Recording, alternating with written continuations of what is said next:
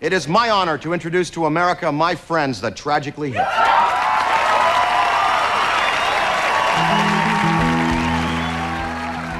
Call it That Night in New York, March 25th, 1995. A night Canadians of a certain vintage remember verbatim, when their favorite Canuck rockers began their takeover of the United States. Because SNL in like the mid-90s was a big deal. I was just over the moon and really thought like I was rooting for them. Except America never really became hip to Gord Downie and company.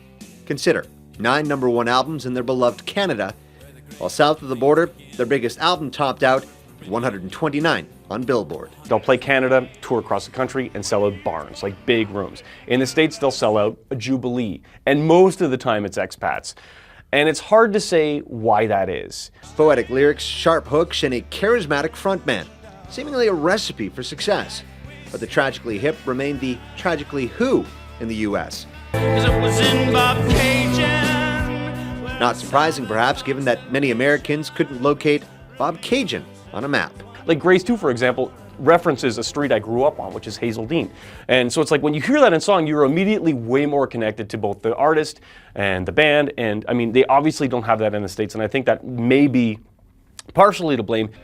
But there is another theory too, this one involving Kurt Cobain. Fully Completely was a big bombastic record that came out in 1992, was big and celebratory at a time when rock was really dark and angry. So there was a bit of a disconnect with what was being consumed on a bigger level.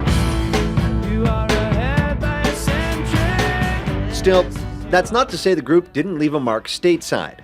While the band never took center stage at the Grammys or hit peak rotation on MTV, their songcraft impacted those who did. When the announcement of his initial diagnosis came out, there was ripples from Eddie Vedder, I remember specifically talking about how that was a big deal, and he talked about it in concert in Chicago, I think it was. They absolutely left an impact, Gord specifically, because he really is one of the best songwriters of all time, without question. That's not even arguable. So to paraphrase Gord Downie, American stardom didn't come, but perhaps it doesn't matter. Courtney Theriault, City News.